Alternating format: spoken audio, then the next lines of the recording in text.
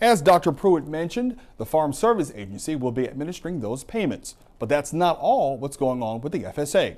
Neil Melanson is standing by with our special guest, a man whose name is synonymous with the FSA here in Louisiana. Among the many topics at the 87th Annual Convention of the Louisiana Farm Bureau is the money issue, and that's been a critical point across the board. Joining with me is a man who facilitates a lot of that money across the state and has for years, Mr. Willie Cooper, Louisiana Farm Service Agency Director. Mr. Cooper, one of the big announcements, of course, is here at the convention is the $58 million in seed money that's coming down, hopefully to stem off some of this disaster we've seen. Talk to me about what you think, how you think that's going to help our farmers here in Louisiana. Well, with the damage that we received from two hurricanes and then going from 205 to 208, certainly it'll be a great deal. But as you probably know, this money will actually be dispersed by the Commissioner's office, and FSA will not be the dispersing agent on this. I think there's one other thing that's going to help is the aquaculture money, where the FSA provided grants to the states to disperse funds for aquaculture producers that receive damage, and I think the Commissioner's office is almost ready to start taking those applications, and we've been working very close with them on that. Now, there will probably be some additional qualifications that will come through the program that is referred to as SURE. That's a supplemental disaster.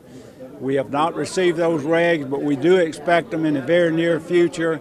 Of course, you would not be able to make any funds available until you know the prices for the year, and that just ends in July. I'm talking about the crop year. So July for some of the crops, September others. Actually, rice goes on into January. So even though we don't have the regs, I think we'll have them before the funds would be available. Now, I know one of the many issues that we're talking about, the big issue, of course, is the drought that's going on in Louisiana. And if we don't get rain soon, of course, it's probably already too late for many crops, the damage from the drought. And Willie, are there any programs farmers need to be thinking about relative to that drought? Well, the drought, from a livestock standpoint, is one of the programs that kicked in early, but that is not based upon our recommendation no longer. In the new Farm Bill, what they do, they follow the drought map, and you have to be in a certain category of that drought map for a given period of time. And so far, no parish in Louisiana meets that criteria. So let's hope we don't meet that, because we'd get a lot of damage. But if crop losses occur, then the SURE program would be available by then. It'd be next year, because you're always a year behind the way that process works. But I would say that would be the two primary things that come to mind.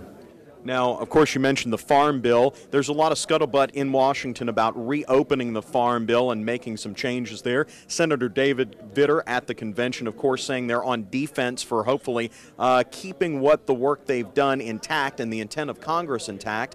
What are you hearing about the Farm Bill, and what are your thoughts on reopening it?